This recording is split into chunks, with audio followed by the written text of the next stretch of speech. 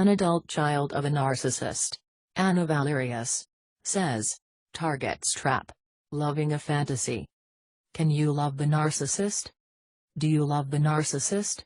Or are you in love with your fantasy of what you wish the narcissist to be? How can you tell whether you love the person or the fantasy? The following applies not only to romantic relationships, it applies across the board of all relationships including parent-child. You cannot truly love someone until they have revealed their characters to you. Why is this so? Because who we are is revealed by what we choose to do. Our characters are the sum total of the choices we've made. Until you know someone's character, you cannot say in truth that you know or love who they are. This explains why so many marriages fall apart.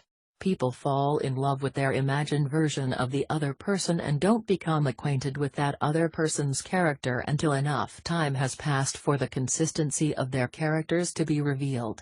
This is why short dating periods are often disastrous in the long term. We each have a will. How we exercise our will equals the choices we make. The choices we make equals our behaviors. The consistent behaviors a person exhibits is the truth of who they are. Behaviors are the revelation of character.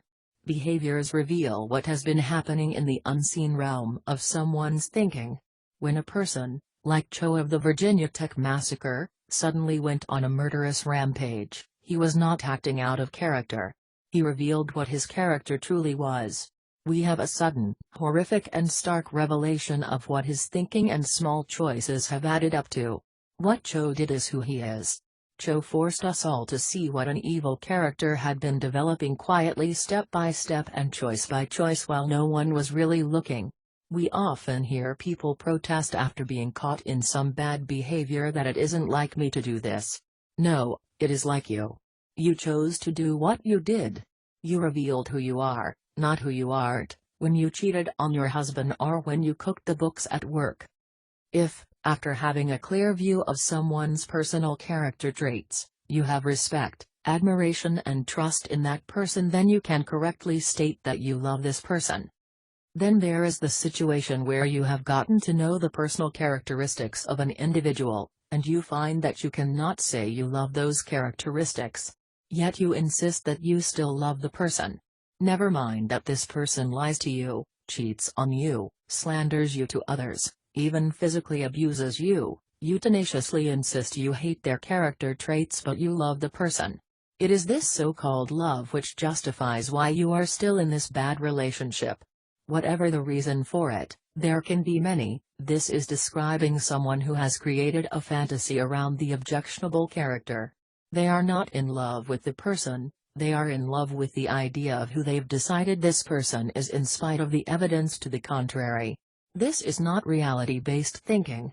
To insist a person is good despite what bad things they actually do is an exercise in your imagination only. Perhaps you insist that you love what this person could be if they only tried. This, too, is a refusal to live in reality. Can we please dispense with this sloppy thinking? Can we stop trying to fool ourselves in order to justify staying in a destructive relationship? Can we call things by their right names?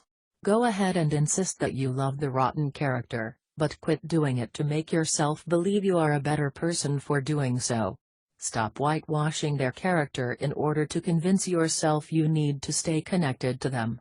If you are afraid of leaving the comfort of the known for the discomfort of the unknown world of life without this bad character, then admit that truth to yourself. But stop pretending you love something that is hateful. Remember that a key component of mental health is the mind, which insists on living in reality, i.e. the truth. You are not doing your mental health any favors by engaging in these mental games which allow you to stay in a bad place. If you don't love what a person does, then you can't accurately state that you love the person himself. This type of imaginary love is a real problem for many adult children of narcissists, Akans. It can be incredibly difficult to admit to yourself that you don't love your narcissist parent or that they don't love you. It seems to go against nature to make that admission.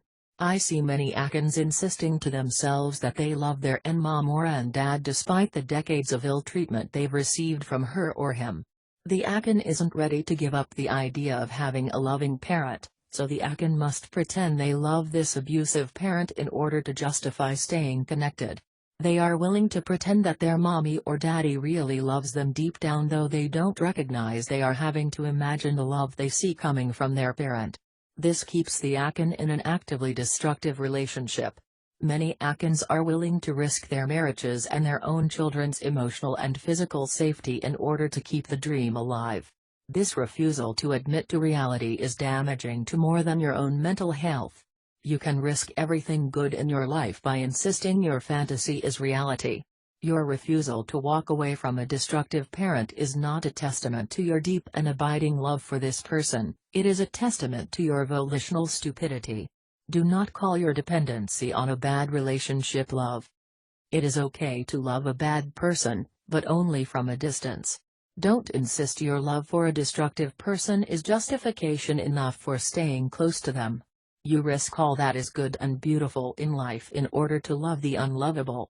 Maybe you think that means you are a better person because you can love an unlovable, but when your so-called love means the destruction of your own well-being, and the well-being of the innocents around you, then I insist you are not as good as you think you are.